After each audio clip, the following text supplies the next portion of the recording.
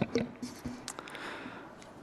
like to call to order the regular meeting of the NFP Review Board for Tuesday, January 27th, 2026. Nolan, will you please call the roll? Hollander? Here. Frederickson? Here. Rowe? Here. Stemple? Here. Martin? Here. Bassett? Here. Mergia? All right. Can I get a motion to excuse absent members? I'd like to make a motion to excuse absent board members. Second. All right. All in favor, say aye. Aye. Aye. Aye. Any opposed? Motion passes. On to the adoption of the agenda. Can I get a motion to approve the agenda as presented?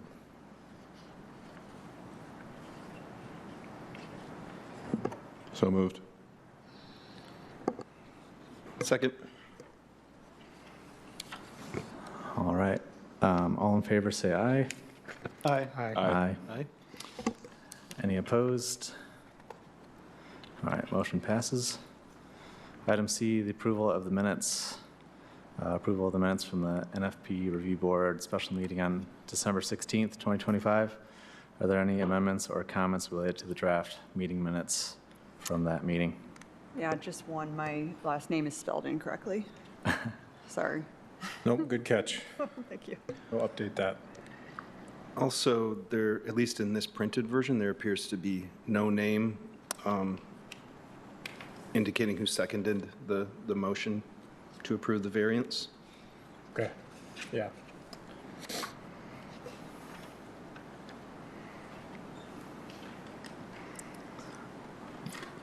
All right, can I get a motion to approve the meeting minutes from the NFP Review Board from the meeting of December 16th with the changes of Director Frederickson's last name and the supporting vote on the variance request?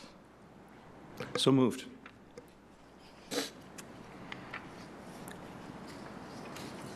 Support. Second. All right, all in favor say aye. Aye. Aye. Aye. Any opposed? Motion passes. On to item D, public comments.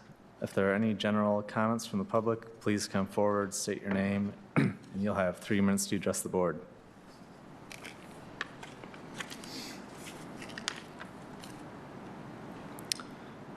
All right, I'm not seeing anybody step up in person. Do we have any call-in comments yet? We'll give it a minute too, since the lag on the stream online too.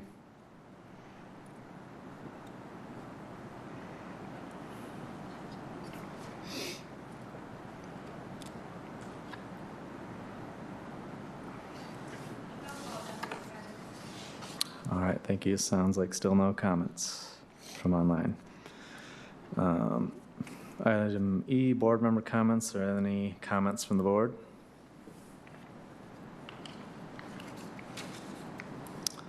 I'm hearing none. Moving on to item F, new business. 112 West Cork Street, NFP variance request.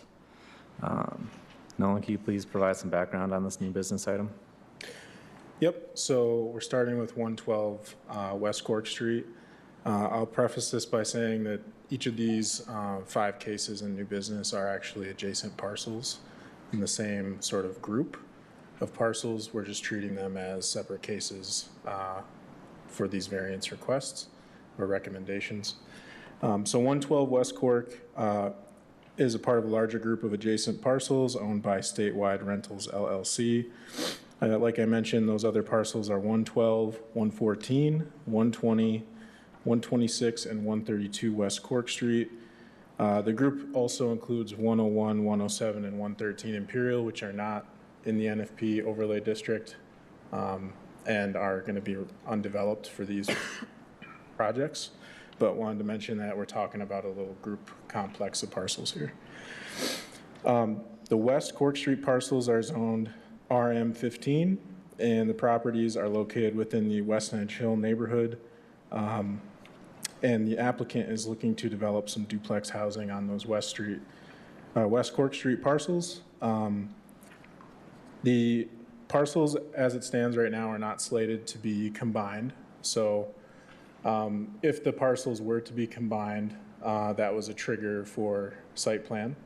It's also, because these are residential properties, they're also not triggering site plan. So the process looks or is going to move forward as, today, each of these cases are looking for a recommendation to Zoning Board of Appeals.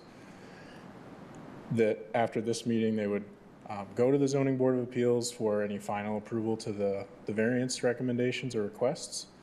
And then it would be an admin or an administrative approval after that as the applicant pulls permits and starts working on these projects separately.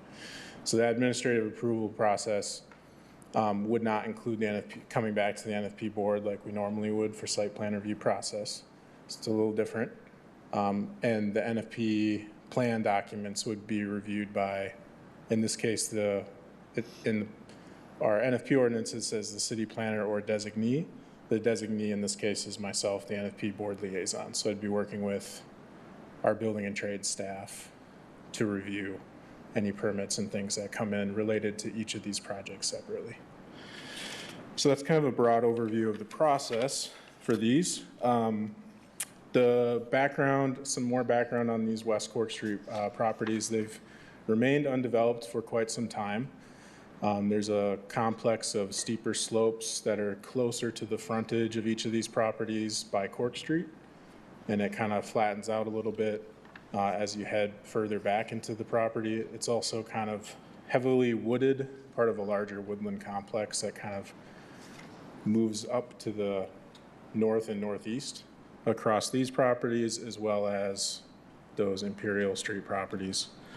Right now, the applicant is requesting a recommendation to the Zoning Board of Appeals from the NFP board, from the protected slope and slope setback standards for 112 West Cork Street, as well as the other Cork Street parcels within the overlay district. And right now, the project is planned to go before the Zoning Board of Appeals at the February 2026 meeting, so after this meeting. And like I mentioned, because these projects are residential housing projects, they don't currently meet the requirements to trigger site plan review, so it's an admin approval. And having reviewed these properties, the two biggest standards that apply for these particular properties right now is the slope and slope setback standards, as well as the woodland standard. And we as staff have been working with the applicant since fall. There was actually some other iterative design elements or previous designs for the project that were more intensive and trying to do more housing units, a little more intensive on these properties, and have since kind of brought the intensity down a little bit, as well as looking at these each as a case-by-case basis. And each of the properties, 112 West Cork Street, as well as the rest, are nearly 100% woodland right now. And in the packet, you'll see there was a woodland assessment done.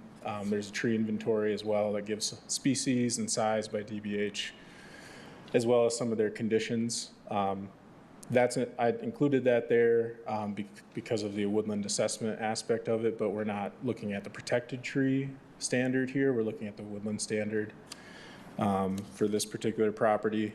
And in this case, they are meeting the woodland preservation requirement.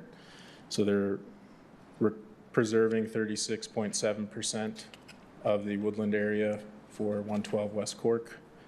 But it does, the woodlands do coexist with the natural sort of undulating steeper slopes, and the slopes and setbacks are kind of the area where it's tough to, move the project around in a configuration that makes sense and is feasible. And that's why Based on those findings, that staff are, feel comfortable that you're recommending this variance to the Zoning Board of Appeals from the protected slope and slope setbacks for 112 West Cork.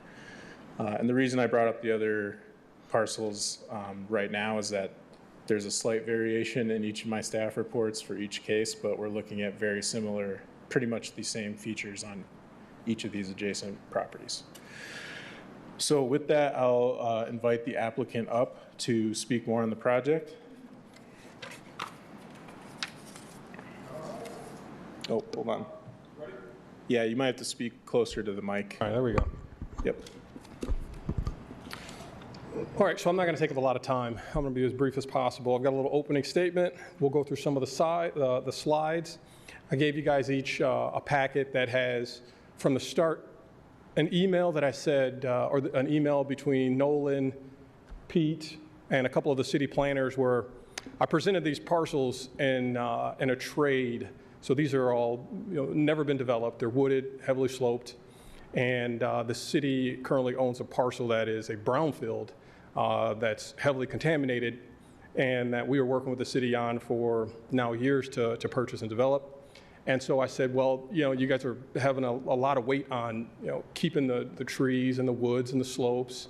Why don't I give you these parcels, and then in exchange, we get that heavily contaminated parcel that we've already done our assessments on, our phase ones on, and we'll develop that. And you guys can either keep these lots here, and there are 8 of them. 5 of them are NFP, which is why these 5 are in front of you. The other 3, although Nolan said they're all connected, they're contiguous to each other, but they're in no way connected as far as a development. Each one of these is a single-family residence, or duplex, which is considered single-family residence in the building code. I said, hey, I'll give you these 8, you give me that 1, and we'll call it a good trade. So the email I think it spans over 5 or 6 pages, is that, that request. You guys want to save this lot? I'm more than happy to do that. And over 2 months, they said, well, we looked at it, we explored it. Even if you were to come up with a cash difference in value, I'm not going to recommend this trade happen. So I said, all right, well, let's go ahead and go forward with the development. Verbatim, I didn't change anything in there, so you see that entire email. I think the last one was from Jared, which said, even if you were to come up with a cash difference in value, I'm not going to recommend this, so you should reach out to Nolan to move forward with the NFP process. And I'm here. So I'm going to read this prepared statement. That way you kind of have a little bit more detail. So good afternoon, everyone. My name is Jeremy Cole. I'm here on a request for limited relief from the natural features protection slope standards for 5 different parcels along West Cork Street. These parcels all share the same existing condition: steep slopes that exceed the NFP threshold and occupy much of the buildable depth of each lot. These slopes are not man-made and were not created by the applicant. Without limited slope relief, it would be impossible to construct residential structures or buildings or provide safe driveway access to the West Cork Street, from West Cork Street, effectively eliminating reasonable use of these platted residential lots. The relief that we are requesting is very narrow. It is limited only to the duplex footprint, the driveway access, and the utility corridor, with disturbances confined to the minimum area necessary. No slope disturbances are proposed outside of the clearly defined boundaries shown on these plans. We've also incorporated protective measures, including fencing along the disturbance and preservation of the remaining slopes and woodland areas. Woodland protection is calculated by the area, and tree removal is limited to no more than 75% of the parcel. This request aligns with the intent of the ordinance by balancing environmental protection with reasonable use of the property, and we respectfully request approval of the slope relief as shown. So we're going to look at 112 first, and that parcel, what you see here in front of us, you show the driveway kind of pushed all the way to the right there, which isn't actually feasible. That driveway has to be more centered. And well, I've got some renderings here that'll kind of show why that is. And Nolan and I said we'll just pass these around. But I'm going to hold this one up first so you can kind of get an idea. So right now it's completely wooded. So what this first image is going to, actually you want to hold this left side? This is going to wrinkle up on me. I'm going to stand by the mic still. Okay, so 132 to 112. The driveway is currently shown all the way to the right like it is on this plan, but as you enter that drive space to get to the property, that parking spot sits right there. So because these lots are only 49 feet wide, the driveway is going to be 12. There has to be enough space to enter the parking area and for the occupants to go left or the occupants to go right. The way we've got the driveway written on this plan here and designed in this one, it won't work. So with that 12-foot has to be centered just like the rest of these. So you've got room to come in and hang a right or hang a left depending on which building you're in. So this is obviously the kind of an aerial view. The other two are from just different views here. So this is essentially at the bottom of the street. You'll still see the slopes. The trees aren't representative. Obviously, there's going to be a lot more trees in there. And then the last one is essentially the same, but just from a different direction. So now we're looking at just the top of West Cork Street. So you likely won't even be able to see these properties once they're built. The majority of them are 100 or 250 or 200 feet deep, and the 112 and 114 are only 150 feet deep, which is why it's a lot harder to kind of navigate this. So we can pass those around. Now, one point again on that driveway. A straight line up to the parcel, the buildable portion, is the most kind of expedient way to get there. It's not the most prudent for us. The most prudent would be for a switchback where you kind of weave up to the top of the hill, and any kind of slope you'll see on any larger development, you'll kind of see that. So like Henderson Castle, you go up a little bit and then you start to kind of curve and wind up to get it because that's, the steep slope is just a little too tough. So we're going to be bringing down some of the parcel, and at that delineate, I think it's 75 feet. So at 75 feet from our property line, we can meet everything that we need to be going just a straight shot 12-foot wide driveway. I'm sorry, can you repeat that? I was messing with that. The 75 feet from the property line, and put that back into context. Thanks. Yeah, so Nolan can circle this 75 feet. So our property line is down at the bottom, referenced in red. So 75 feet from our property line back is where we're saying we're going to stop slope disturbance. Slope is actually only outlined in the blue. And so originally we just said, well, let's just push that driveway all the way over to the right and we'll make that work. But in reality, that's just not going to work. So it's got to be towards the middle. But at 75 feet back, we're able to successfully get a straight shot back to that parcel. But again, a straight driveway is not the best for us. A switchback would be. So essentially, you'd increase 5 or 10 feet here, then you'd increase another 5 or 10, another 5 and 10, and you slowly kind of weave your way up to the top of the hill. But a straight driveway is just a little bit steeper. So we're doing heated driveways. So we're, in an effort to preserve the slopes, we are spending quite a bit more capital just to make these happen. But again, if that's what needs to take place, that's what needs to take place. And so the request, again, is for a straight driveway. It shows, again, push to the right, 5-foot setback, which is what zoning is. But it's going to be centered like the rest of them. And then just one duplex there. So you can kind of see, now we're at the topographic survey completed, I want to say this past December, maybe, I want to say December. So 112 is highlighted here. You'll see the actual slope, and then you'll see the 20-foot setback portion there. So there's actually no way to get back to the buildable flat land of the property without going through the slope. That next slide there is, again, just showing you the portion of the slope that would be affected on 112. And so the triangle there kind of shows you the square footage of what's being affected. And then we've got percentages of slopes in your packet that was handed out with that email. So you'll see the percentage of slopes total on the property. So 112, 2,100 square feet. The percentage effect, or the portion affected, is just about 120, which is only just under 6 feet of, or 6% of slope affected. Even if we were to move that driveway over to the center, that 6 may go to 15, but again, that's still going to be the lowest of any of the others, and we're not changing any of the others. So 112 is the least affected of any of these parcels that we're looking to do development on. Let's see, we'll keep going through here. What else you got there, Noah? That's the end there. Okay. I'll pull this up, though. This is a little more clear. So one of the other things you guys have in your packet is, I went through and I went through the relief criteria. Again, it's already recommended by the city, but I went through the relief criteria, highlighted why relief could be granted, and then we just basically made our points. But again, on these sites, without relief, there's zero access. These residentially zoned and originally platted lots that we did not change, without any relief, they're essentially undevelopable. And that by definition is a regulatory taking. So, and we've reminded the city of that, and they're aware. So, I mean, we're literally doing as minimal disturbance as possible to provide housing. And as Nolan said, these lots combined would allow 35 residential units. We had a plan originally for 16 micro homes that would be sold to community members that don't need 2,000 square feet homes.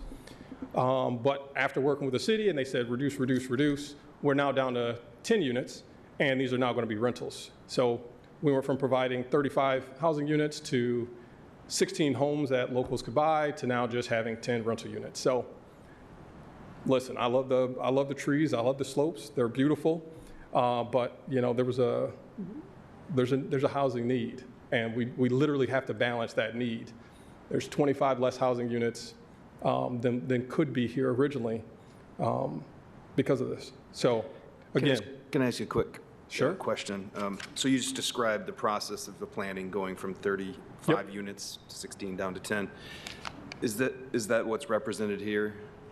This shows up a couple times in the packet, and it shows I'm not a sure bunch why. more units and a single access drive. Yeah, so that one there, I'm not sure why that's in this packet. I didn't include that, but Okay. that may be part of the 16 where we had micro homes in there, and the street was coming off of Imperial. Oh, it's here in front of me. So this is the second iteration of the 16 homes.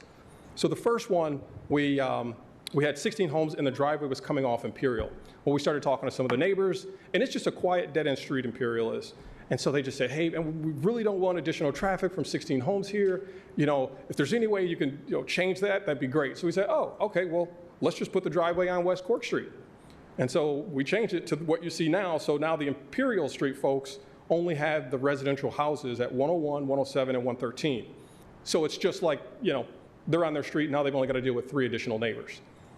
And so we presented this to the city, and then, the fire marshal said, well, you've got to have a 10% grade for the driveway for us to get our fire apparatus up to the street.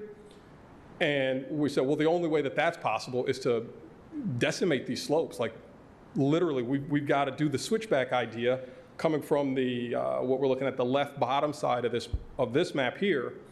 You'd come from, that bottom left corner, and then you weave below where the units are, and then you'd weave back on. So we would literally have to decimate the slopes.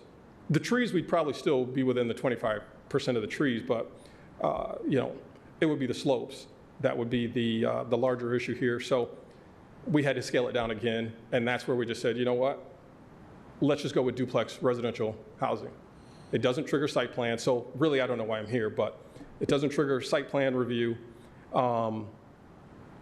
it's residential development. So, yep, and just to clarify again too, the reason you're here today is because this is a recommendation for variances to the Zoning Board of Appeals, who have the final authority for any variance request. when site plan's triggered is how the zoning reads. No, it's for even projects that don't trigger site plan. If there's a variance need, then we have to address that first before starting applying for permits, or even applying for site plan if site plan were something that was required. But in this case, the reason I include this too was just to show that there's been an iterative process back and forth with staff that, I do feel, as I mentioned in my staff report, we as staff do think, recommending the variance to the slope and slope setback there. It is, as Mr. Cole stated, that the slopes here do make it very difficult for any configuration for a project to be feasible. So that's why I included it, just to show how this is kind of iterated over time. Gotcha. So, yeah. So that's 112. Willing to take any questions you've got? So are these short-term rentals or long-term rentals? Yeah, so in this zone, short-term rentals aren't allowed, and that's Pete Eldridge. So if there's anybody here, if there's any questions, he'd be the guy that can answer that question. And we've gone before the Zoning Board of Appeals to get a variance on that before, but we've got no plans. So the rentals are going to be midterm rentals, so that we don't do any long-term rentals. We just do, I mean, these are going to be higher-end duplexes. They're going to be really nice. Like I said, heated driveways. I think we had 1,800 square feet over 2 stories, maybe not that much, maybe 1,500 square feet per unit over 2 floors, but they're going to be on a month-to-month basis. So essentially, and they're all inclusive. So, you know, there's not going to be like a surprise consumer's energy winter bill. You know, you turn it up as high as you want in the summer and turn the AC down as low as you want. The driveway heating always stays on in the winter months, and you just pay one monthly bill. So any additional detail like that can be seen on our website, and we've got not only those 3 renderings, but just different angles. So if you want to see what like the top of the driveway would look like looking at the buildings, you can pull that up and take a look at it. But to answer your question, no, short-term rental is not allowed. Pete's the guy that would send me an email and say, hey, you can't do that. And like I said, we've already been through that process, and we know where we can and where we can't do. But 30-day rentals are allowed here. Okay. And again, that's where it's now landing because we can't. You know, we still got land costs, we still got land movement costs, we got purchase price. All of those hard costs, still survey costs, and then the woodland was, you know, $5,000. All of these costs are still happening, whether it's 10 units or 16 units. If we can't recoup those costs on a sale to, you know, community members, we've got to recoup them somehow. And so accessing them as a rental property will allow us to recoup those while still developing these properties. You mentioned midterm rentals. I'm just unfamiliar with that term. Can you explain what that means? Yeah, so short is less than 30, mid is 30 to more, long-term is you sign a year lease. We don't do any year leases, and we're not allowed to do less than 30 here.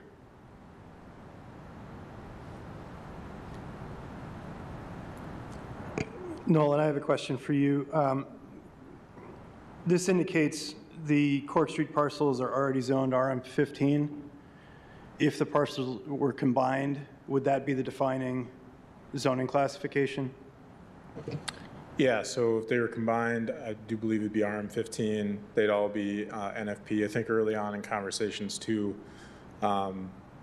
we also identified that the Imperial Street properties aren't NFP right now, but if they were also combined with the Cork Street properties, it would all become part of the NFP overlay district. But to answer your question, yes, I think that would be the zoning classification. And I think one of the reasons as well that the lots aren't being combined are just some of those some of the challenges with the layout of the site initially and the grades required for maybe a larger parking area, as well as the potential site plan review type trigger where doing individual lots that are already zoned RM15 to do these types of duplexes works. And for the applicant, I think I missed when you were describing what the technical challenge was of providing access from Imperial. I heard about the neighbor traffic concerns. That was it. The neighbors didn't want 16 new neighbors coming down that road. And the only way that the 16 new neighbors would be coming down the road is if we combined all those lots, which would just become, again, just going through just basic conversations and back and forth with the city staff, it just became a bit too cumbersome. And so we just said, you know what, we'll kind of bow out and gracefully just do the minimally possible to still meet a multifamily. The only other option is a single family home.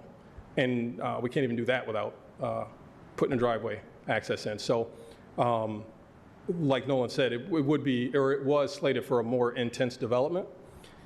16 homes, the roadways, the parking, it would definitely draw more traffic down Imperial Street. It would be a more gradual slope, but we have zero interest in combining all the lots now. Imperial lots 101, 107, and 113. We're already planning on using city pre-approved building plans, so those single-family homes are separate and those should probably go up before this even starts. And I think I caught it somewhere in here that you were stating that you purchased this property before the NFP was overlaid? No, I didn't. No, so the No, so, NFP yeah, was in so I bought it- force? Correct. Okay. Yep, yeah. Yeah, but again, you know, yeah, I think 2019 is NFP. Yep, that was the inception. But I mentioned in my staff report as well, these have been kind of dormant parcels for a long time. They haven't really been developed, partially because they are quite challenging properties. So I believe that, yeah, there might have been, I'll just leave it at that. They are, even So- before NFP was in. Yeah. So I've got the, I'm a real estate broker as well as a builder. So I've got the sales packet here for this parcel here that's been available. And you can see that this thing's been listed and canceled and listed and canceled since, the old estate here is 2011. So whoever buys this property talks with the city, goes over their plans, they get shut down, and then they relist it. Talk to somebody else buys it, goes to the city. And 2011 is, that was the earliest time that someone actually bought it with plans to development. And through conversations with Pete, he said, I think I'm the fourth developer, if I'm correct, that is, or Nolan may be able to answer that too, but I'm the fourth developer that's tried to come up with a solution for housing on these lots. And like I told him, I'm gonna be the last. I'm gonna develop these, and we're gonna provide housing for folks. That's what we're gonna do. Now, we wanted to do more, but 10 is better than 0. And if you don't agree with that, you can ask some of the unhoused folks how they believe and what they feel about that. But we always believe that, if you provide a nicer product, those folks who are in the mid-level product will move up to that level, and then it opens up the, those other tier of housing. So you may have somebody living in, with a slumlord, and then they get to, the unit above them opens up, and they get to move to that nicer unit, and it sequentially falls in line. So you always hear some pushback on, like, why aren't these affordable housing, or why isn't this? Well, we are opening up that in a different way. We're going to be providing a little bit higher end product, but folks are just going to be kind of moving in a vertical manner versus us being another developer that's just building affordable housing. So hopefully that answers your question. Question for you. Do you have a sense of what you think that driveway grade is going to be? Yeah, so the fire marshal won at 10%. We're going to probably land at 15. So the poster that's going around shows the slope and the driveway kind of running concurrent, but it won't be that way. The driveway is going to be a little more recessed, and then there's going to be 4-foot retaining walls kind of going up to allow for that to happen. And that was going to be my next question, if you thought you were going to have to do your walls, yeah. Yeah, Okay. so we might end up having the garage recessed underneath. So you pull into the garage, and then there's steps to get up to the first floor, and then you've got steps to get up to the second floor. But when you're kind of behind the property, you're in the backyard, you're only seeing two floors. Yeah. So is it, was it 12 foot that you were stating? 12-foot driveway, yeah. Yeah, but probably more likely more with retaining wall and construction access, which is, I'm not saying it's a bad thing, but just realistically, do you think you'll be able to stay within that 12 and get the walls and be able to get all your construction equipment up there? Okay, so again, we own the Imperial Street lots, Oh, okay. and so we've got that access. And so there's this whole, I don't know if you can pull that one back up, that shows the whole thing, but those lots are behind it. Yeah. So I mean, even this will show. So we can come down one. And the plan really is to come on 107. Cork is a busy road. I live on Cork Street. I live a few near houses there, down. yeah. So the construction noise and everything, I'm going to be enjoying all that myself. No, I think that's extremely smart, and I'm sure they appreciate seeing a construction access plan, as that would make your case Yeah. stronger. Yeah. Do you have any particular plans yet for protecting the disturbed slopes after construction? Yeah, so that poster that's going around, we basically put fencing up around the entirety of that border. So kind of the horizontal line outside of the driveways is completely fenced off. Okay. And then, like I said, there's going to be a retaining wall. So, unless you're jumping over the retaining wall to get on a slope for some reason, you really want to come into Sure. contact with any of the slopes. Yes, I was thinking more around the lines of like reseeding or specific like slope protection blankets to help it get kind of reestablished after when the trees get pulled out, it loses its roots, so that soil can be really loose. So as you get further into that process, that might be something to consider to help the soil and land to like settle back and get its roots with the new seed, so it doesn't wash out on you. Sure. So just throwing that out there. We're plant people. Yeah, I had one more. I'm sure this is on your to-do list too, but protection during construction. Have you thought about that and the big tree protection fencing and the ordinances and what have you? Okay. Yeah. So there's going to be a 4-foot fence around the entirety of it. Again, so all of the construction traffic is going to be coming down Imperial. Yeah. So the only time and the only item that's going to be going down to Cork is probably going to be an excavator that's kind of leveling up that driveway back to the back of the properties. So until the parcels are done, all of the traffic is going to be coming down Imperial. Just kind of keep Cork, because we're not interested in pulling permits to close Cork Street or redirect any kind of traffic. We've got access from Imperial. We own those lots. We're going to use it. Makes sense. Okay, Yep. Thank you. Thank you. Kind of a technical question for Nolan. So we're going to have to be voting on each of these parcels separately tonight, is that correct? That's correct, yes. So each is their separate case, based upon the fact that that's how permits will most likely be pulled. It also grants a little more flexibility for the applicant. So, to be able to start on potentially one property and wait to start on another, as an example, can pull permits. The other part of it is that just how motions and things are made, having separate cases. I did mention that my staff reports, there's some repeating documents in the overall agenda packet. Redundancy is there just because these are each their own separate case, but each staff report is very, very closely, they're very similar, just for each of the separate properties. If you look at as an example, like the topographic map here, the slope complex, that ridge is just cutting across all of them. So they basically all share contiguous features. So yes, yep, there's multiple reasons why they're treated as separate cases.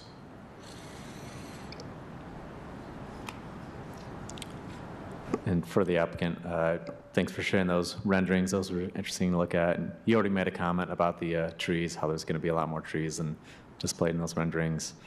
I noticed on those renderings the landscape is also looking pretty flat. So would you talk about more kind of what you expect the slopes and stuff to look like, I guess, with the integration of the housing and trying to kind of abide to the slope stuff as much as possible? Well, again, like on this topographic map here, lots 120, or I guess 99, 100, 101, outside of that little triangle, 98, the slopes are, it's, when you look at, have you guys all been to the site? I think that's part of it. Yeah, so you haven't? Oh, okay. So, yeah, if you were standing on the sidewalk across the property, the slope, it just comes down. So, I show it flat because it's pretty flat. And then again, at the top of the hill, the slopes are more gradual and they don't meet the NFP requirement. So that will be leveled out as best we can. But yeah, so it looks flat on there because, when you're there, you're looking at it, they come down at the same rate. That parcel 101, so 101 and 102 are actually combined. That's 132 West Cork. So those two, they show different lot numbers, but that parcel is the culmination of those both. So, okay, and then the percentage of slopes affected here. So, yeah, we're avoiding them as almost as minimally as possible, is what we're kind of, messing with. Thank you.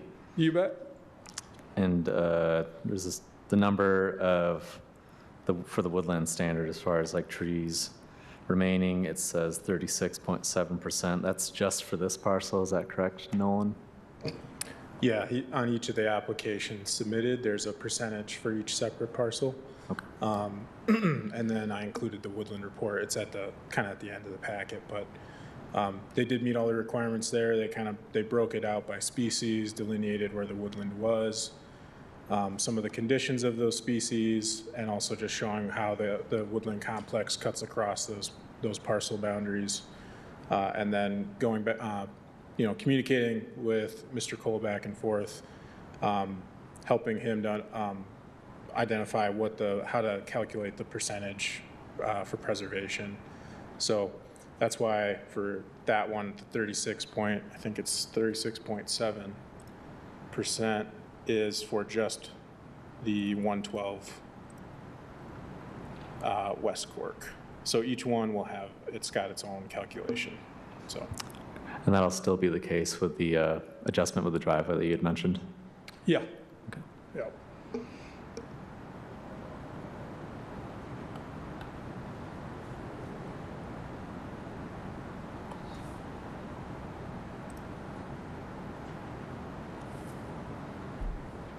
I think we'll take a brief moment to take any public comment while we're kind of digesting this. So if there's any in-person comments, let me find where it says. Yeah, if there's any in-person comments, please step forward. Not seeing any. Are there any call-in comments?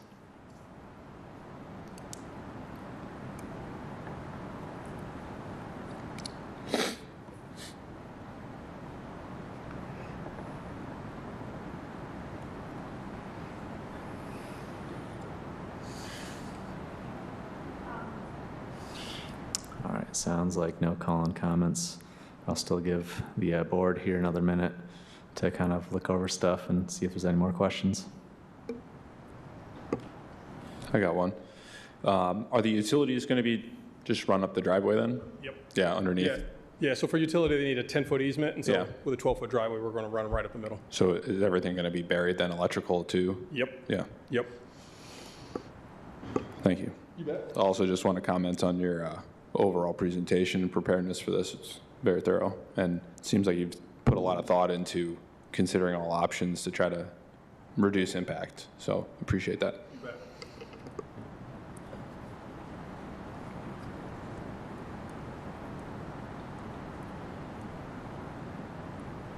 Hey, Nolan, question for you. Are we allowed any more backstory onto the why there was a no on the land transaction? I don't have a lot of the backstory. It was between, I think it was the Brownfield Redevelopment Authority Board, was basically who was approached by Mr. Cole, and you can correct me if I'm wrong, but that was between the applicant and the Brownfield Redevelopment Authority, which is also kind of, it's a separate board, even kind of from the city itself. Right. So, Okay. yeah, I don't know a lot of the background there beyond what probably was provided in the context of the emails, so. Yeah, so Jared is, I want to say he's just like the overall liaison, so it kind of feels like he's got his hand in a little bit of every project that goes on. And so he said, hey, I'm going to put it before, so I told Jared, I said, hey, I'm going to present this to the city commission. This is what I want to do. I want to trade these 8 for that 1. Before I do that, do you have any insights? And it's in that first page of the email. I told him straight up, I'm going to run this by the city commission and see if they're interested. But do you have any insight? I think I should start here. He said, thanks for presenting this to us. It's a kind of a unique idea. Let me run it through our channels. And so he presented it to the city attorney. He presented it to the Brownfield development attorney. And so from November, I think 17th or 27th, it had to have been 17th. 27th is too close to Thanksgiving, or is Thanksgiving. And so he wouldn't have been replying then. So it was November 17th to the first or second week in January. I said, I'm going to stand off on any of this.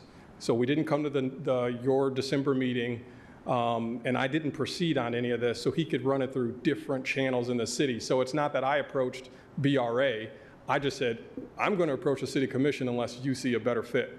And he went out and put the word out and said, okay, I'm going to go to this department. They said no, or the attorney said no, but let me run it by this other one.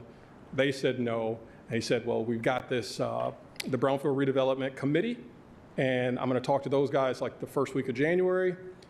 They said no. And then that's when he came back with that final email saying, the committee is not in favor of this, and I don't recommend you move forward, even if you want to pay the, you know, because I think the lot over on Michigan is like 460,000, and these are 155. So, you know, I'll write a check for the difference. And he said, yeah, even if you do that, they're not going to be in favor of it. So, I mean, if you know, if I offered, you know, hey, I'm going to save 100% of this, and that's what I did, and you know, he ran it through every option in the city, and everyone said no. So, you know, there's nothing else that I could have done, and it wasn't just the Brownfield Redevelopment Authority that I approached, because again, I approached the person who is the liaison over all of this. He did the digging and found the answer to be no. So, Thank you.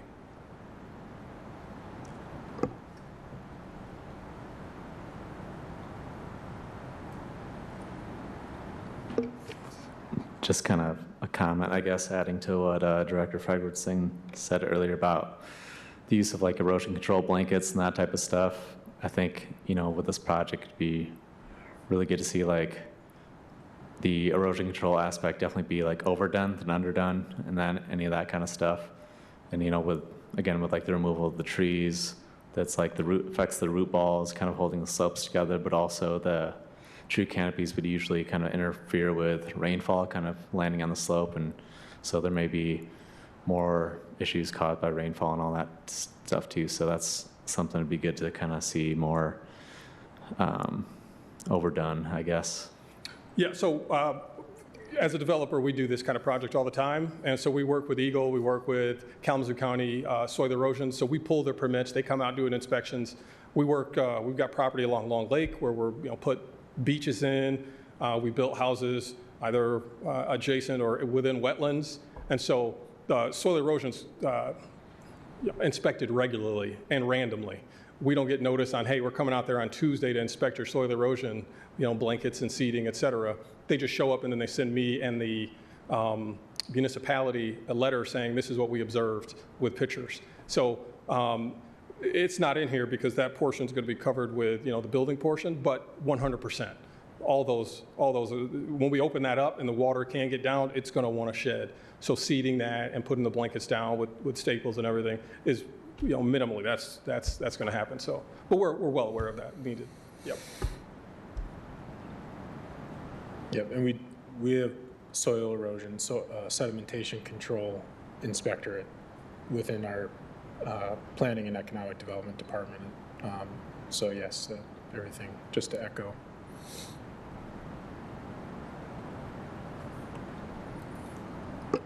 This is just a general comment for the project as a whole.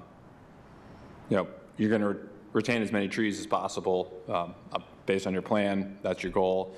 You know, you're putting in new infrastructure, permanent structures, things that can't be moved. And my experience is that we're in a situation where we're putting homes and other infrastructure within a woodland that's never been, you know, we'll say it hasn't been cut down before, you know, all these trees are forest grown. It presents a lot of potential future risks for the trees that are left. They're forest grown, you know, based on their defects. You know, we're saving this tree because for, you know, NFP purposes we need to, but maybe that tree from a hazard standpoint is now a hazard because now there's a house there, now there's a parked car there. So just thinking about that too and making sure that what's there is, you know, I'd recommend having a qualified arborist out to inspect them based on your plans and saying like that tree's not worth keeping just because it's going to be a problem down the road. It's going to create long-term maintenance issues. It's just things to think about. I know that, you know, you did a woodland assessment, you know, it's, you know, species size and pretty crude, you know, overall health of the tree. But just things to think about, things I've experienced is, you know, cutting a hole in the forest to put a house can create issues for management and risk management down the road. It's a good point. So Appreciate it. Just things to consider. Yep. And sometimes it's a lot easier to get rid of the tree before the house is there if we know it's going to be a problem Right. because of root damage, compaction, whatever it may be. So that's all. Yep. I agree. Good point. And I think I think as well with the preservation percentage requirement being 25%, I think there is some wiggle room as well, given the current percentages provided and delineated. So I think as, as project progresses, there's flexibility built in to make sure that still meeting the preservation requirement, but like you said, if there's, risk involved there, that, there's that flexibility to be able to. Yeah. For sure. Yep.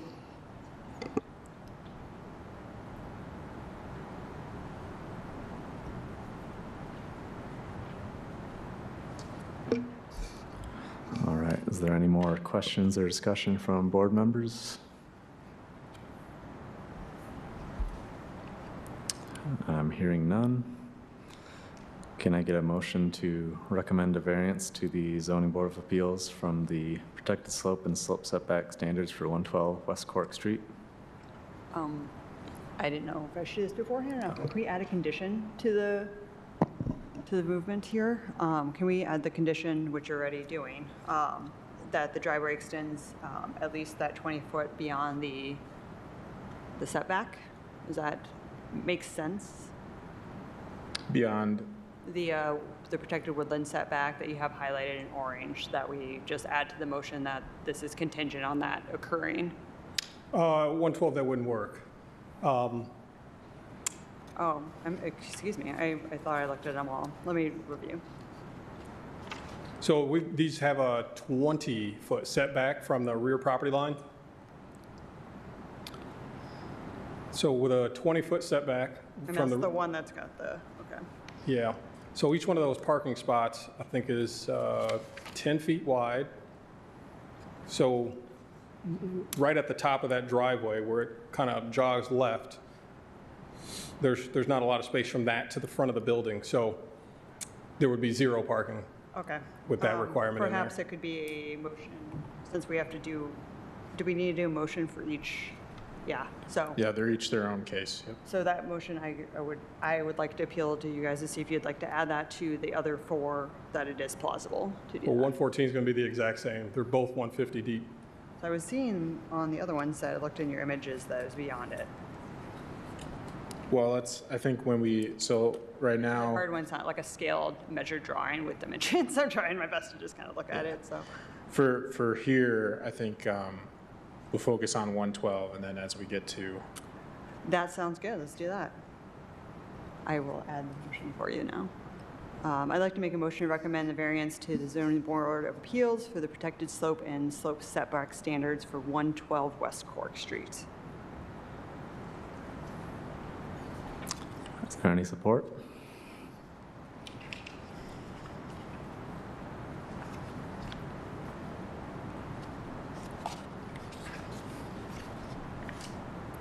Someone needs support. Does anyone support that motion?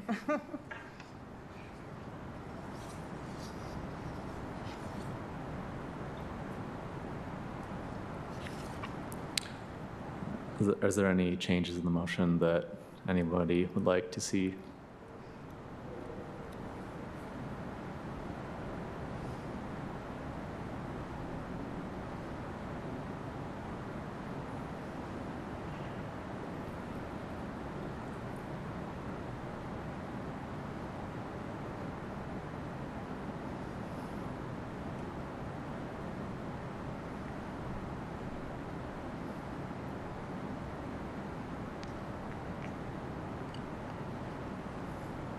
Is there any further comment on this project?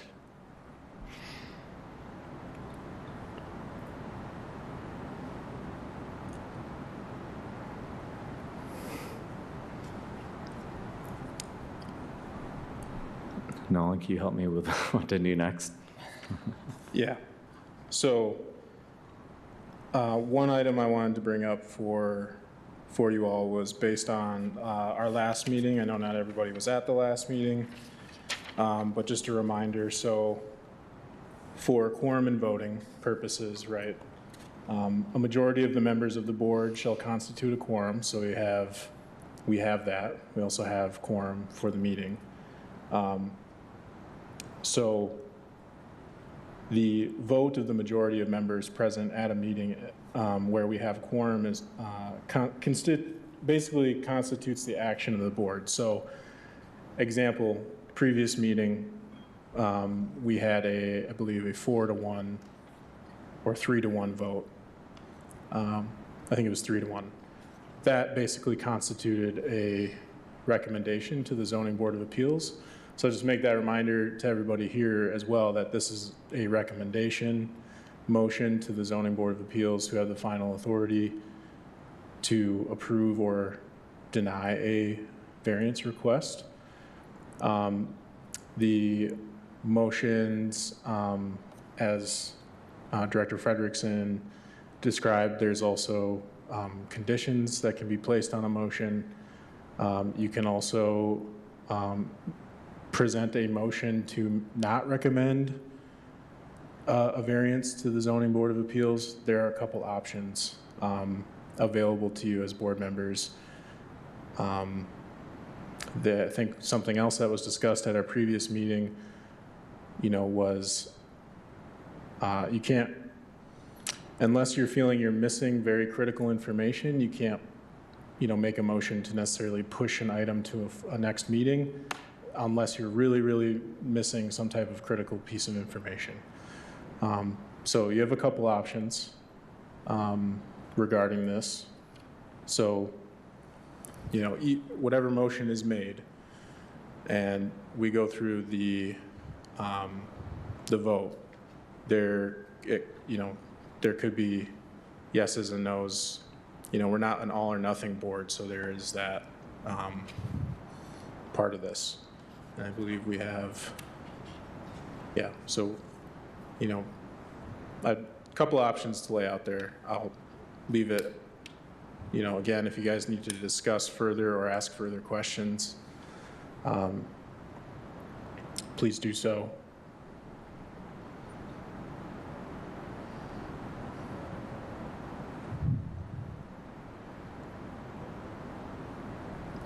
I'll give us a minute to express any questions, or if there's any thoughts people have that they would like to kind of express out loud for discussion or anything like that.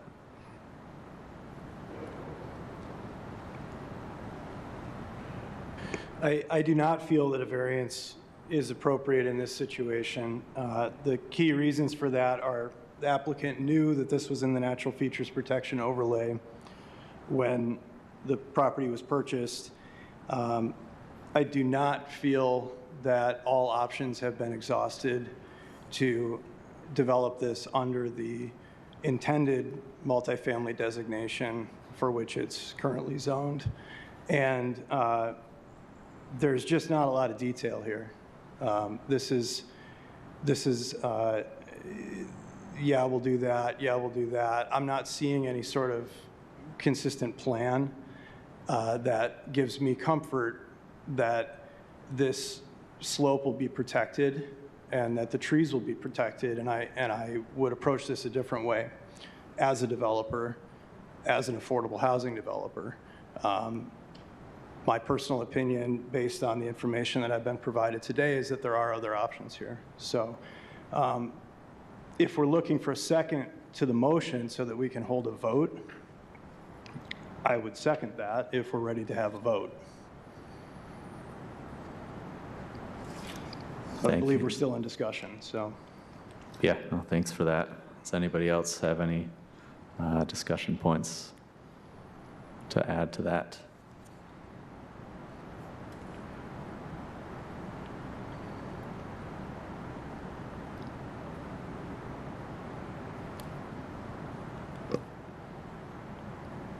The only part I'm struggling with is the point that we do need to provide ample opportunities for these lots to be developed. I think there's a balance from both the developer and the city on that.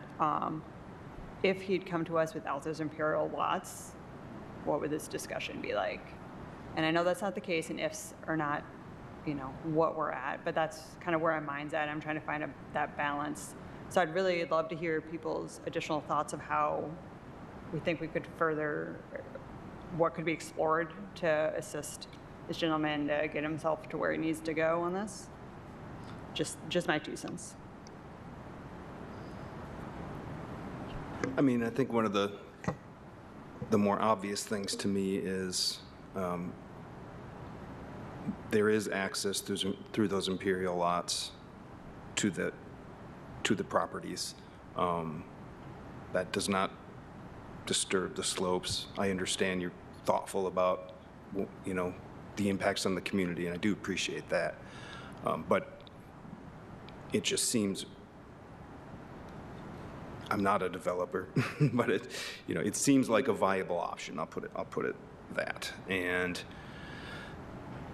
our job is in part to balance all these things, but all the concerns that go into a development, but our main concern is to try and uphold the intent of the NFP. And I think if there's other options, it makes it harder to grant a variance, I guess is one way to put it. So.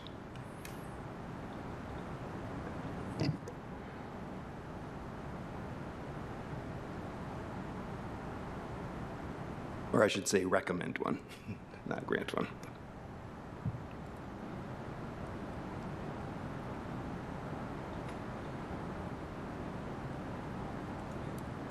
Have the neighbors mentioned any qualms with like the use of construction equipment on those Imperial Street lots?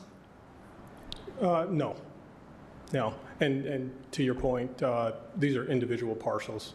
So to force a use of a different parcel for a driveway, as a developer, I think you understand that that's not norm. And those parcels are residential lots. They're RS5. They're not RM15. As a developer, you should know that too. So I'm a little, just disturbed that you didn't know that, being that you have some other information on this. Yeah, I did know that they were within the NFP, and I know that NFP states exactly why relief should be granted, and one of those is no viable use. Lot 112 through 132 has no access. For you not to see that and to force access through a different property is disingenuous. Now, maybe from a layperson, I would completely understand that point, but as a developer, that's I don't think that's warranted. So I'm going to say I appreciate your comment, but I don't. So thank you.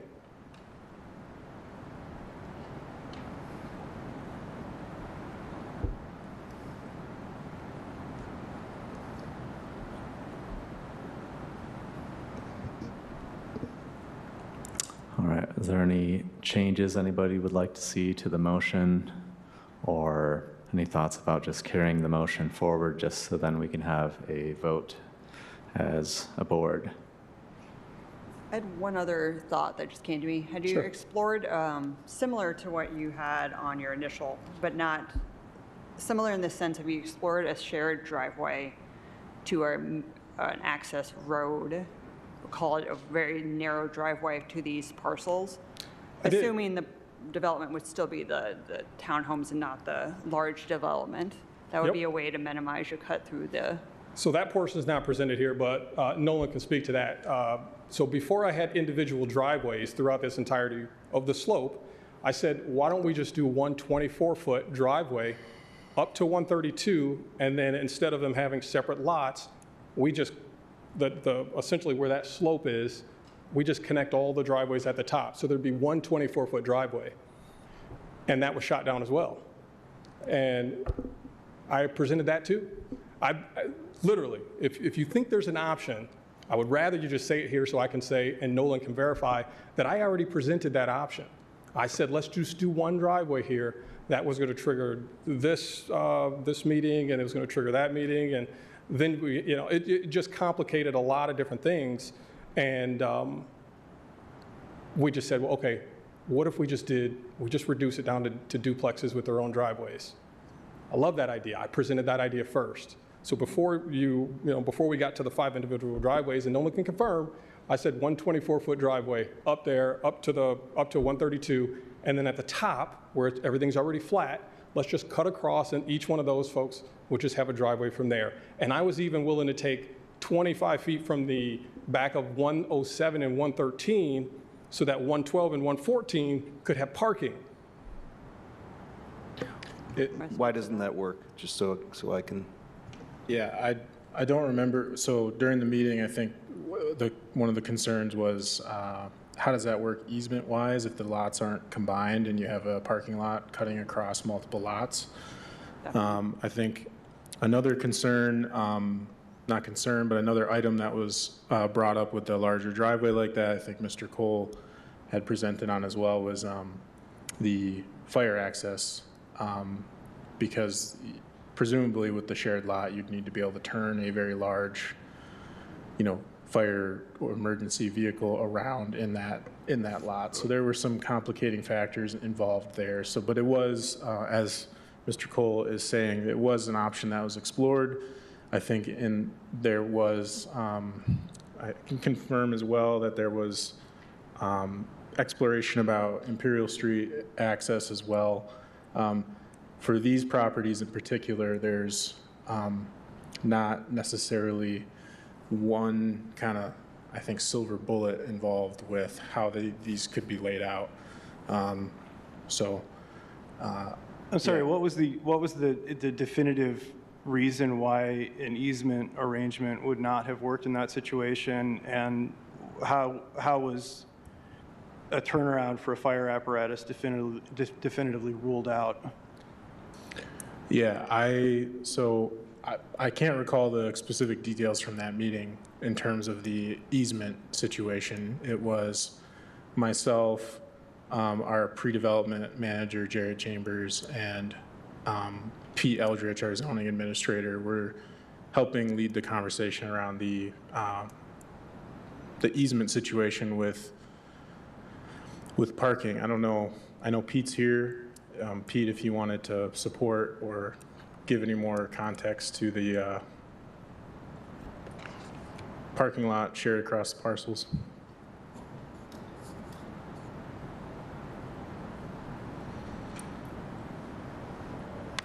Sure. Thank you for giving me the opportunity to speak. I'm Pete Eldridge, the zoning administrator. I guess to Director Hollander's question was, how was it ruled out? So this was a projects meeting, so nothing has gone to the full site plan review committee yet. So it wasn't ruled out, it was just stated that if this is going to be a development with a combined driveway, that there has to be emergency vehicle access and there's got to be a turnaround ability for that emergency vehicle, meaning like a hammerhead at the end of the parking lot, or the drive could extend all the way through to the street behind so that fire apparatus could go all the way through and pull out the other street. So you could potentially do an S-shaped drive coming off of Imperial and dropping onto Cork? You could. Yeah, and limit the slope impact to a single drive instead of the multiple drives that we're looking at here?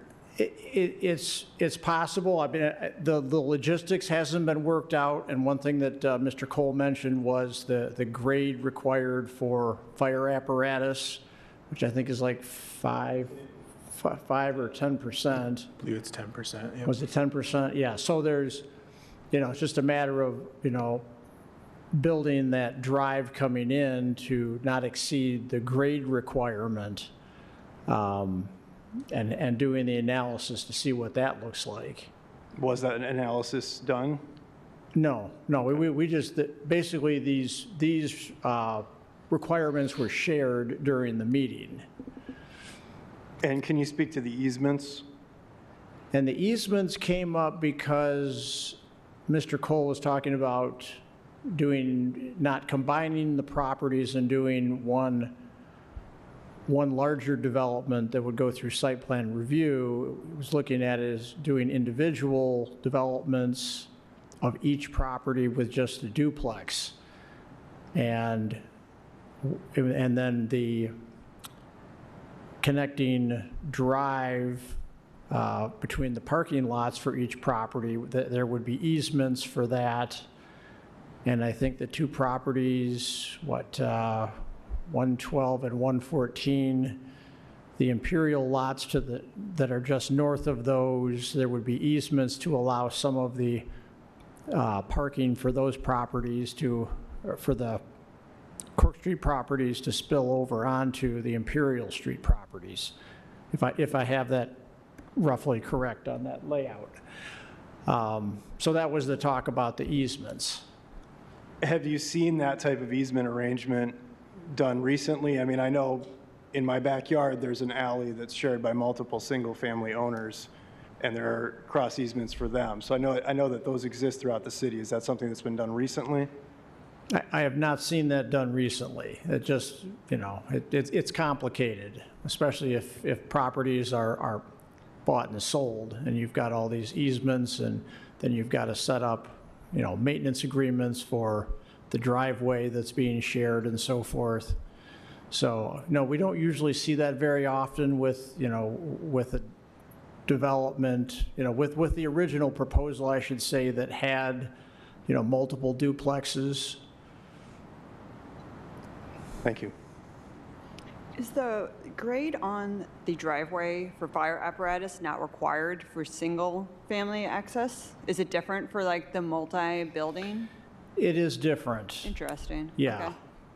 Yeah, it would be different. Yeah, that requirement wouldn't apply for a single-family home, but if it is a larger development, you know, if it's 3 or more dwelling units, then it's going to go through site plan review, and, you know, that's when the fire marshal gets involved.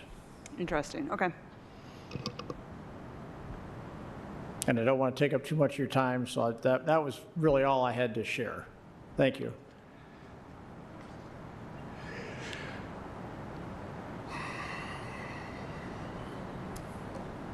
I'm interested to hear any other ideas. I don't want to come off as being, you know, harsh on you or you on me, but Look, I think a man, lot of these ideas, I've been in that seat enough. I know how frustrating this is for you. Well, I just want to say a lot of these ideas, if you bring up, I could say, yeah, I actually did present that, and these guys can say, yeah, we discussed it, and, you know, I brought up, why don't we just do the one driveway, and then we'll do access agreements. I'll do easements. I'm literally trying to avoid the slopes as much as possible. But there is a point where these are legally platted lots that if they do not have access, it is a legal taking. It is a statutory taking. And, you know, we will go that route. But, and this, I think, is just a recommendation. I don't want to say just a recommendation, but this is a recommendation for the ZBA, who I think eventually is going to have the final say on this. But to force me to combine lots is not the answer. You know, the city presented that idea. So essentially you're saying, well, buy 113 West, or not West Court, buy 113 Imperial, don't develop it, but use it for a driveway. I haven't seen Hollander do anything like that. But it sounds like what you're suggesting that I do to make that S-shaped drive. But again, I'm willing to hear whatever ideas you got to save the slopes.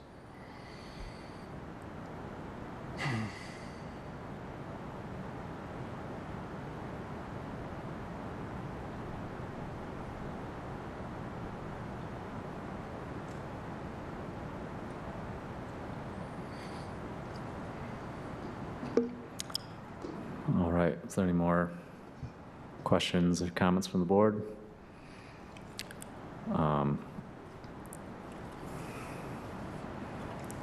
Any changes to the motion that people would like to see on the board?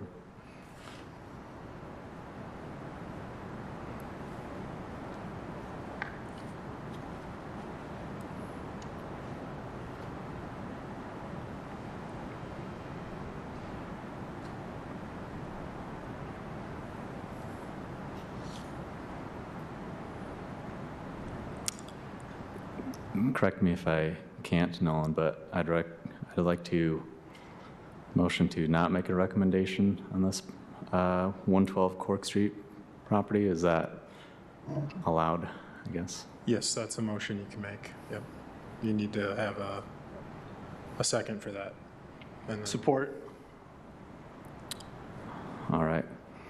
This will need a roll call vote. Nolan, will you please call the roll? Can you clarify?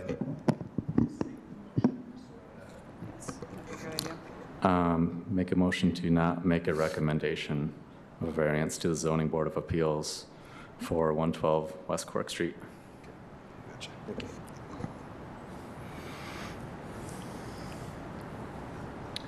Okay. Rowe, Support. Frederickson? No? Well, I want to clarify. So the motion right now is to not recommend. Yeah, what is the, So is there support in this? in this case, I think you Just have to be no. clear on what, if you're voting affirmative for that motion or not. Yeah, the double negative is probably a bad choice for this, but I am in favor of moving it forward to the zoning board of appeals. So I am Okay. against this So motion. you're, okay. And that would be my no. Rowe, just to restate. Support. Stemple, Yes. Martin, Yes. Bassett, Yes. Hollander. Yes. All right, motion passes. Moving on to 114 West Cork Street, NFP variance request. Nolan, I don't know if you need to provide any more background beyond what we've heard on this one. Yeah, so providing some background here, it's the very same cluster of parcels like mentioned. I will just open it up to the applicant to take any questions. Right now, the staff recommendation is similar, same to what 112 was, so I'll just open it up to the board for discussion.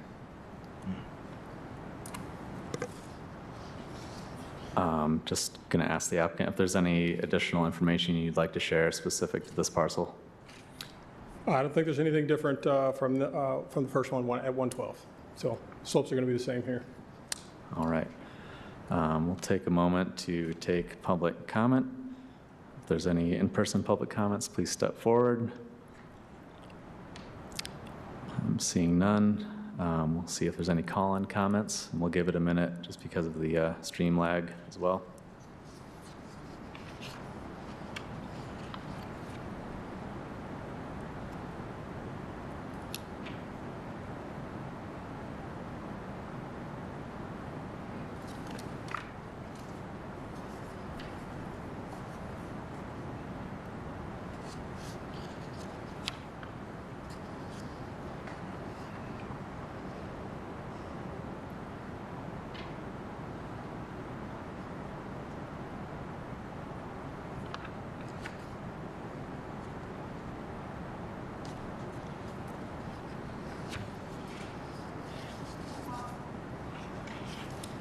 All right, sounds like no call-in comments.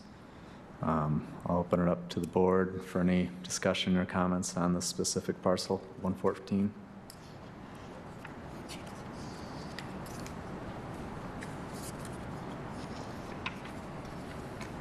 No, I don't think there's any additional information I need for this one.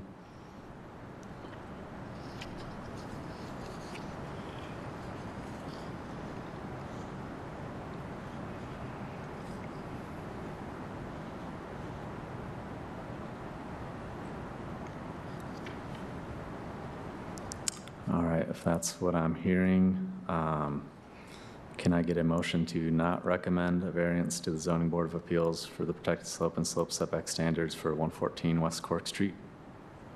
So moved. Support.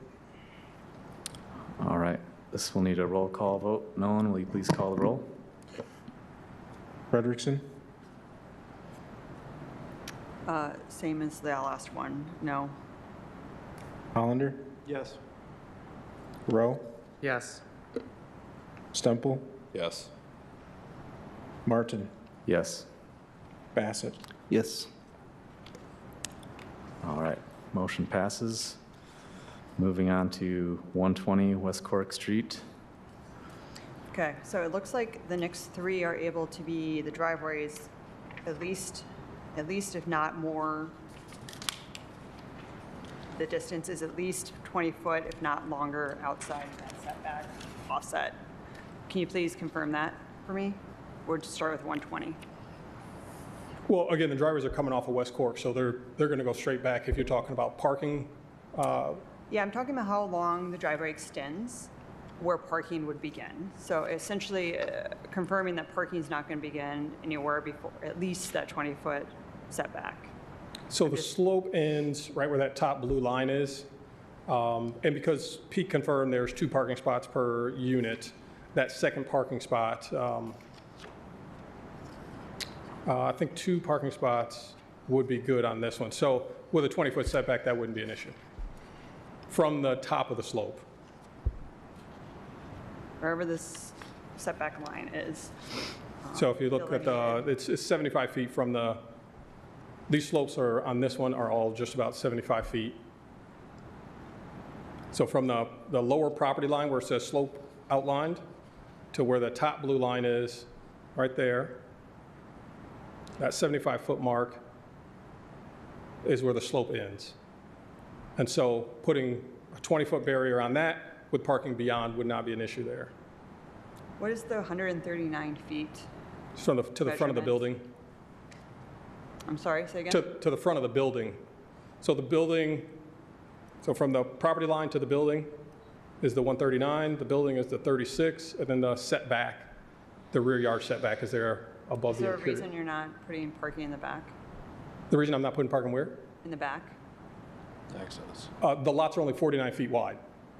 There's no access. We've got to have building setbacks of 5 feet in RM15. It's just not wide enough to have a backyard that's accessible from the front.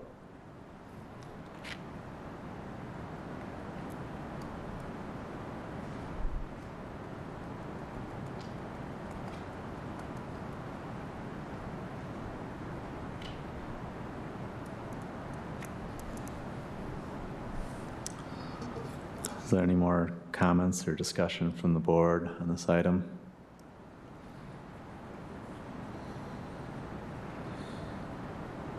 Just to clarify, you have to have a 5-foot setback for the driveway as well from the property line. So we'd have 12 foot plus 5 foot.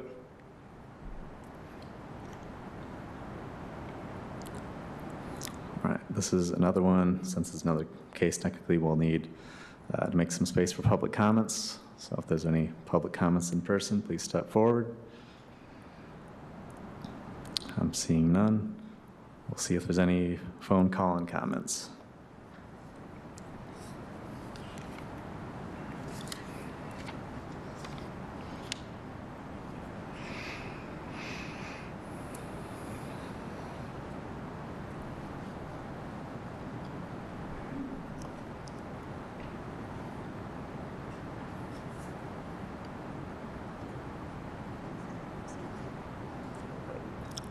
Sorry, did you say that there was none? I might have missed that.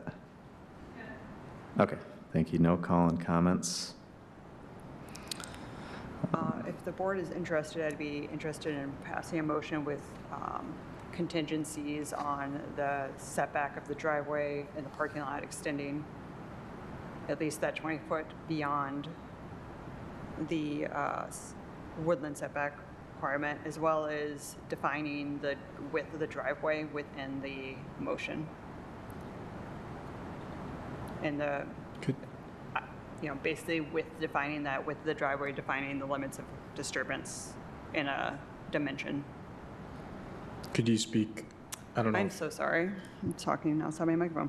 If you guys would be interested, I'd be open to creating a motion that has contingencies describing the width of the driveway dimension, which would also describe the limits of disturbance for that strip within the woodland setback, and then also a condition where parking does not begin until at least 20 foot beyond the woodland setback.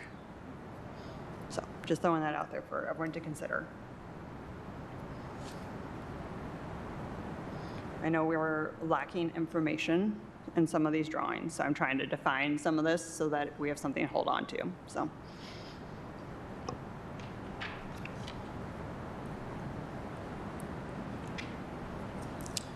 Are there any comments from other board members on that? I understand the intent of what you're saying, Director Frederickson, I think, but I can't wrap my head around the exact conditions that you're describing. Yeah. Is that a question to describe better, or that you're not agree? I was getting to whatever my actual statement was slowly. But yeah, could you articulate how you would put it into the motion, basically? Yeah, I definitely would need some help wordsmithing that. Yeah, that's. I think that would help me understand. Yeah, that is not my forte necessarily, but so a condition that it's approved with the condition that the parking lot or any hardscape disturbance, any disturbance does not occur within, before that 20-foot, I'm sorry, parking lot, building, anything outside the driveway does not fall within the setback of that 20-foot or the limit, the protected area would be one condition. So no disturbance other than to access the driveway within the protection and the setback. And then the number 2 would be defining whichever width, I think it was 12 foot, defining that driveway width that is allowed within that setback and within the protected area. And that is also the width for construction access or any other kind of disturbance. Like we're defining this is the amount. The reason I'm saying this is I'm a little concerned that as this comes into construction, that the amount disturbed balloons a bit with the construction traffic, and it's not intended, but it happens. So that would help mitigate that in my mind. Both those things would help mitigate those in my mind. So does that help? Need more? It doesn't entirely. I think some of the terms. So I pulled it up on the screen. I think that you're talking about the slope setback. Yes. So you're asking in your Yes, it's shown condition not to have any disturbance Other than the other than driveway. the driveway within this red setback yeah. region here on the topo. Okay. Correct, as well as within the blue outline space, as well as the 20-foot band that goes around that as the setback from the woodland protection zoning. And if I'm using the wrong term, please help me. Let me reorient this. So Your overall intent is to reduce as Create much as additional possible buffer. against the top of the slope. Correct, basically. and Get to it back get- from the top of the slope. And give some assurance to the Yeah, the board here that that intent is actually going to be reached. right. I think it's So just getting, I know it's complicated, but I'm just trying to find something that gives us some edges, so to speak.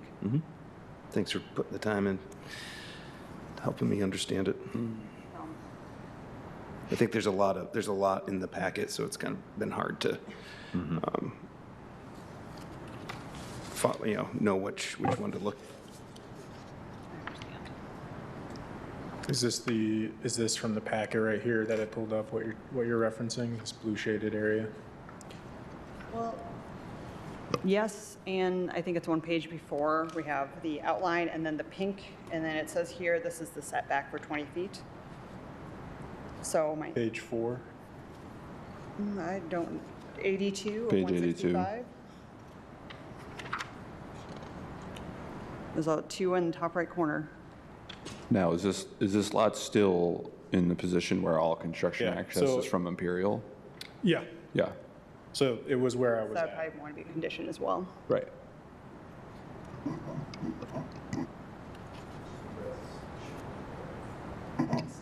Yeah. So That's a different one. Oh, no, it's not. Yeah, look, right there, it's this here. Right. but it's This just is- not showing up well on the screen. Let me see if I It's a can. little bit more apparent You're right. on page 82 in the packet. But that's what he's trying to show us. It's just Ah, not, okay. the screen resolution's not working. Yeah, it's a light shade, but I drew a box around that 20-foot. Thank you. The setback area is outlined in blue.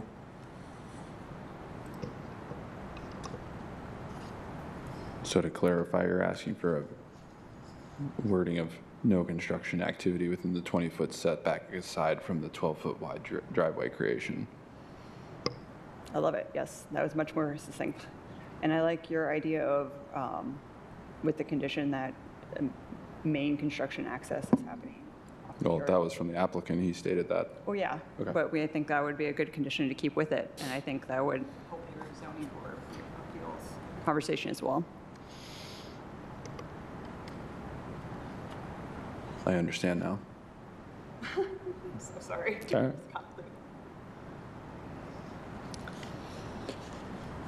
Would you like to make a motion on that then? You can, if you guys are entertain me. Oh, gosh. Sure.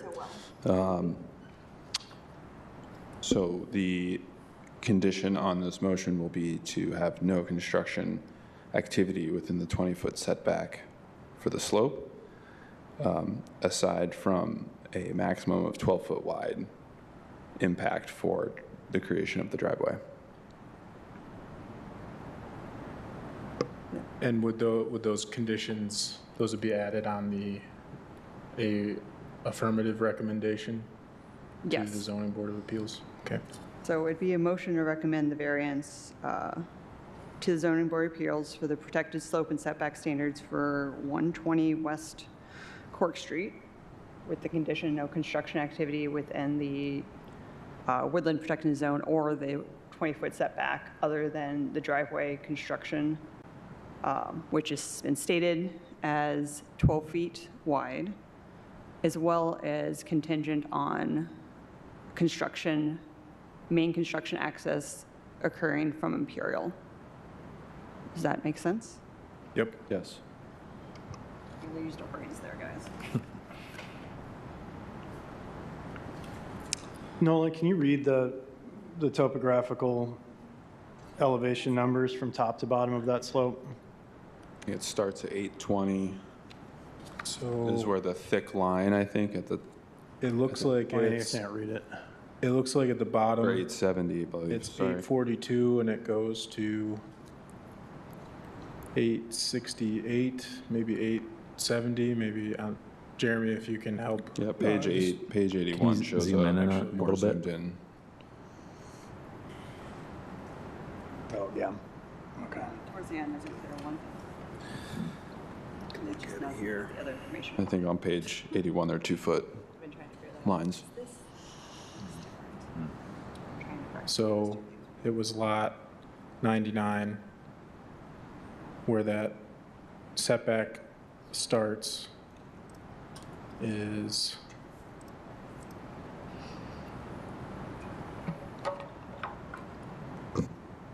yeah, 867 and then towards Cork Street, 842.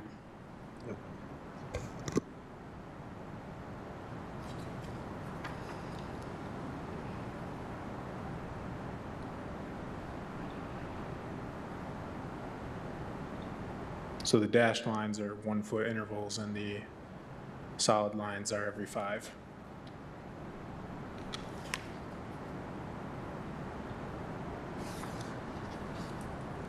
The 25-foot drop? This.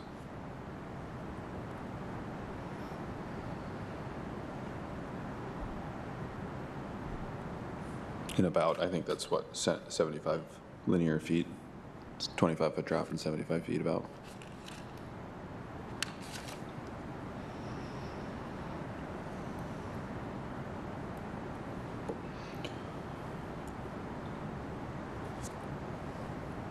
So I know currently we have a motion out there.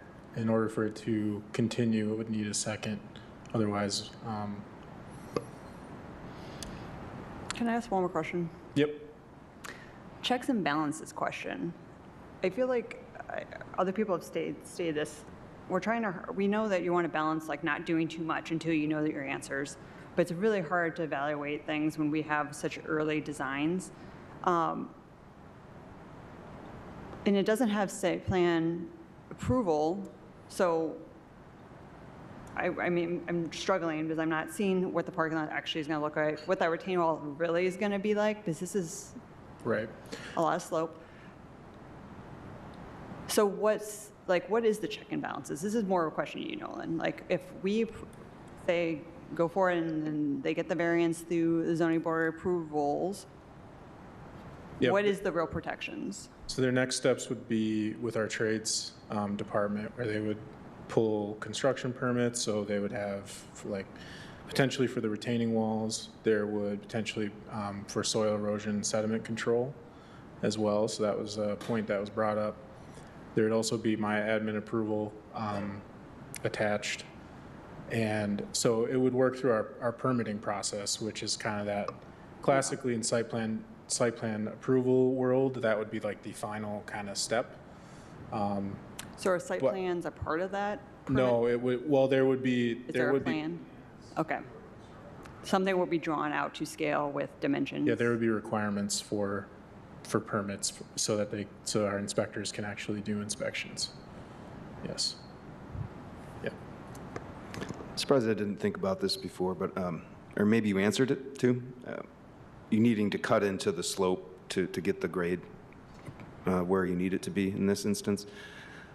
Have you calculated how deep that cut is going to be at sort of the maximum? Obviously, you're going to start none, and then by the time you get to the top, it's going to be none, I'm assuming. Yeah, so it's going to. Some point it's be really deep, maybe, so that's what I'm concerned. So it's more like a cut and fill. So where there's high spots, those are going to be transferred down to the lower end of the property. And so it's a lot more gradual easement. And when I say retaining wall, towards the top is where it's got to drop down so that you know what I mean? It's not, I think you said 25 over 75. Again, with that retaining wall, so you got slopes, driveway, slopes. The driveway is going to sit down, and then you got to come up, and then you have to come around. So that's why I'm thinking, that's why I'm saying on this one, it's not going to be an issue to go past, because we're already going to probably go past 20 feet. Yeah. Because you know, to get over to that spot. But yeah, so a more of a cut and fill. So we take some of that high spot, bring it down to the low spot to make it more gradual. Gotcha, that makes sense. So have you figured out what is the deepest, you know, how high is the wall going to be at its deepest, or its tallest, I guess, in that sense? How high is the wall going to be at its highest? I'm not going to give you a wrong answer right now, so I'm going to say. You're not 100% sure. Yeah, Okay. I'm not gonna say. You understand the question, though? I do. Okay, good. Okay, Yeah, just yeah. to make sure that was what the interaction was. Thanks. Yeah, to be fair, I feel like those are the kind of things I'm trying to figure out for myself, and that would help me understand more. And I understand your balancing of it, but it makes it hard for us to kind of fill in the blanks between those two things when we're working with such an extreme situation. Sure. So. Yeah, I'm looking at this, and I mean, you mentioned earlier that some of these are not going to be perfectly straight driveways, and so not knowing what the actual driveway plan looks like doesn't allow me to know what surface area of impervious surface you're proposing in the slope area, which makes it difficult for me to wrap my head around this, and makes it difficult for me to want to agree to the motion that you're trying to propose.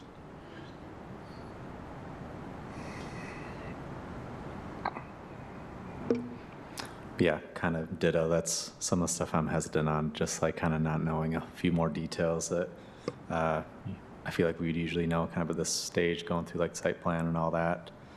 But Can yeah. we make a motion to revisit with X, Y, and Z provided if we had certain things? Nolan, is that possible, or is that not how this should go? I can't say for sure. I mean, I go back to my original point that if you are, I mean, if there's critical pieces of information that you think are missing, I mean, this is kind of a balancing act, right? So this is where it's tricky because, as an example, if this were going through site plan review, a lot of times before someone gets to a checklist meeting in site plan, which is kind of pre-site plan, working out some of the kinks, right? Before they can even start that process, they would, if there's variances, potentially, they'd have to go through this process first, right? And there's not always hard plan sets ready yet. Sometimes you're coming with more of a conceptual type of drawing or something to that point. So for this, a lot of those planning type documents would be required for pulling permits. So as an example, like for a retaining wall, our building official would need to have the actual civil drawings of the design of that retaining wall, the load it can take. He'll need all the calculations for that. There are checks here, even though it's not going through site plan, where the permitting process does require this information in order to actually get approved permits and be able to start work. If it comes to that point, it gets through to permits, and is anyone rechecking the percent of disturbance to verify it's being met based on what we approve at this stage? Yep, That's so- where that's where I guess I'm getting down to it. It's like, So for the administrative review, it would be myself working with our building and trades staff to ensure that disturbance isn't changing. One of the things that I also include when it comes to either an admin review or even when someone obtains full site plan review in a letter is that basically there's a call out that says if the scope of this project is changing, or if there's any if anything beyond what's been approved already is changing, we might have to reevaluate, right? So there's also that check of if because I mentioned earlier, right, like the woodland preservation percentage, there's some flexibility there, right, for the applicant, some wiggle room. With the variances, it's more specific, and so there's not that wiggle room. So if any part of the scope changes or impacts beyond what was approved change, that's kind of the risk, right, that you're coming through this process kind of early. The check is if anything changes beyond what's approved, you're going to have to come back potentially through the process. so we just need to make sure what we're giving you and approving is something you can check against. Yeah, well, and that I think Right. it was described quite a bit earlier too, but there has been a lot of back and forth between staff and iterations of how this would lay out, or guidance provided on how the process works, which is part of the pre-development process, right? We try to make sure it's a little different than we used to do it, but we try to make sure that there aren't these walls to kind of all of a sudden pop up and you have to kind of figure out how to get over them through the process. Yeah, where was I going with this? All that to say that I think overall there are checks and balances on the back end with the permitting process. And the administrative review would be, I'd be working with building and trades folks with the permitting and, making sure they are aware and understand what the variances are. I work with our soil erosion and sediment control, permit technician for projects now to ensure alignment.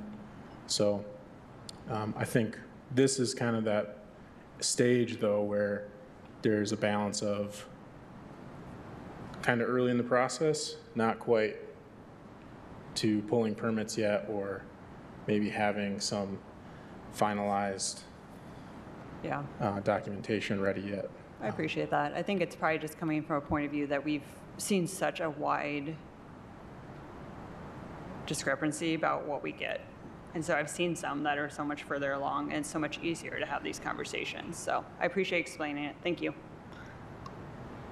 Yep. And I fully understand where the board is coming from as well. Obviously, there this process is a bit different than the normal process, but it's the same in terms of this is how we look at the variances, you know, ahead of time, and we don't have applicants start our processes before we get past this step for this reason.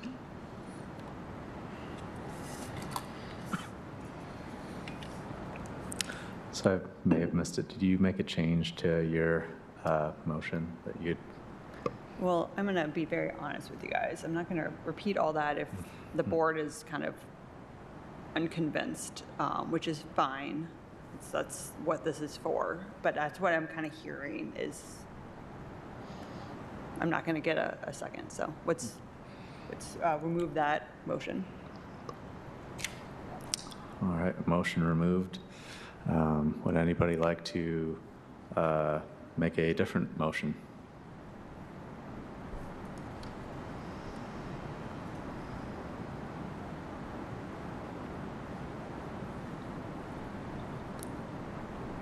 I think kind of just based on what I've been hearing and kind of the theme of these, I'd like to make a motion to not recommend the variance to the Zoning Board of Appeals, protected slope and slope setback standards for 120 West Cork Street. Support. Second. All right. No one else need a roll call vote. Will you please call the roll? Bassett, Yes. Martin, Yes. Stemple, Yes. Rowe, Yes. Frederickson, No. Hollander, Yes. All right. Motion passes. Moving on to 126 West Cork Street.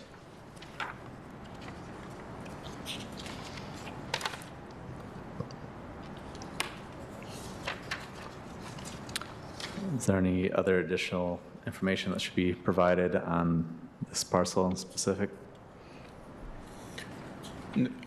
not from my end. I'll open it up to the applicant. No changes. All right, I'll take a moment to take public comment. So if there's any in-person public comments, please step forward. I'm seeing none. We'll see if there's any phone call-in comments.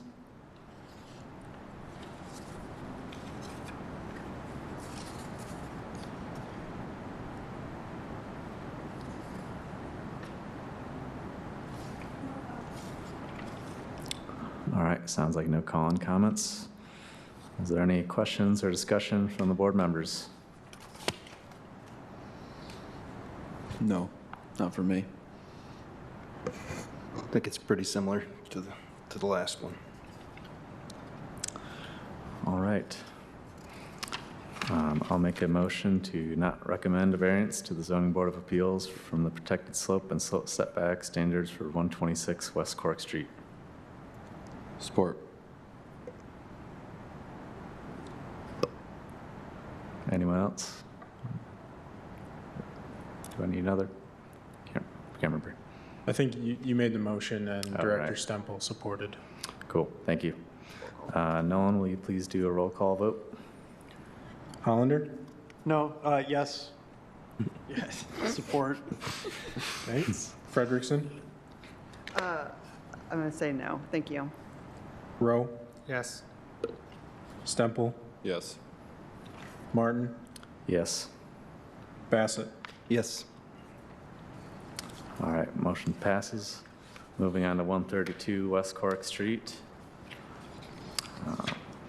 Once again, there is an opportunity to provide public comments related to this agenda item. If there's any in-person public comments, please step forward. All right, I'm seeing none. Any phone call-in comments?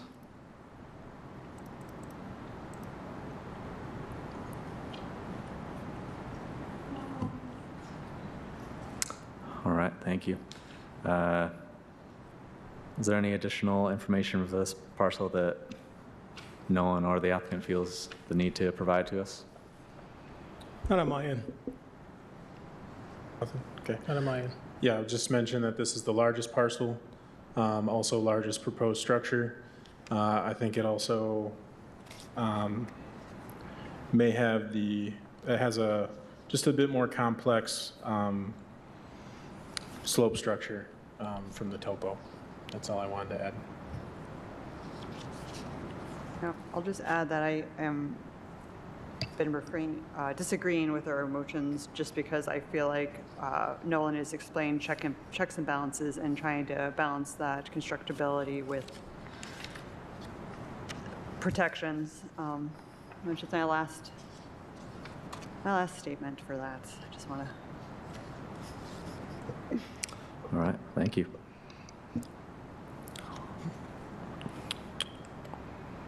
All right, any more questions, discussion from board members on that? All right, I'm hearing none. I'll make a motion to not recommend a variance to the Zoning Board of Appeals from the protected slope and slope setback standards of 132 West Cork Street. Support. All right, Nolan, let's need a roll call vote. Will you please call the roll? Bassett, Yes. Martin, Yes. Stemple, Yes. Rowe, Yes. Frederickson, No? Hollander. Yes.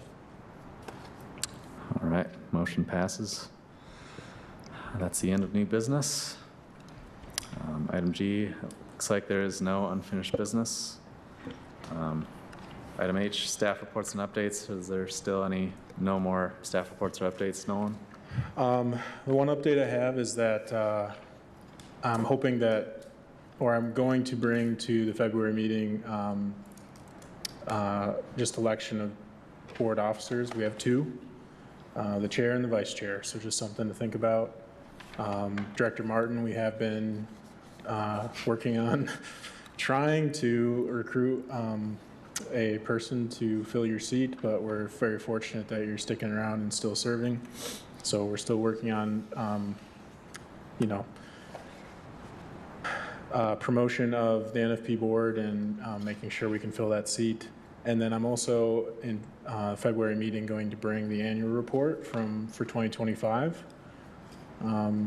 Kudos to the board. There was a meeting every month. So that might be the first time that's happened since probably the inception of NFP, where there were probably two meetings a month. But I just wanted to say that's, a really good streak for the board. We even had the special meeting in December, which, I felt very fortunate that board members were able to attend. So that's very much appreciated, and handled that particular board meeting very well. So yeah, we'll go over the annual report, hopefully bring the guide document as well, and still promoting to fill the one seat for the board. So yeah, February we'll have some sort of admin related things, but should be good. I'm excited to go over the kind of 2025 in review. I can't believe we went through 2025 already. So yeah, that's my announcements or communications. All right, are there any other communications or announcements from board members? I just want to make a comment that I appreciate everybody's patience. This is a unique function that doesn't have many analogs, so each situation is pretty challenging, can be challenging. And so, yeah, you watched us all kind of struggle to understand how to fulfill our roles up here, and doesn't seem to be too many patterns to learn from. So each time, each thing we're considering is unique, and so I don't know. I know it was challenging for everybody to move through that, but I appreciate everybody's thoughtfulness and patience. All right, anything from anybody else? Hearing none, so meeting adjourned.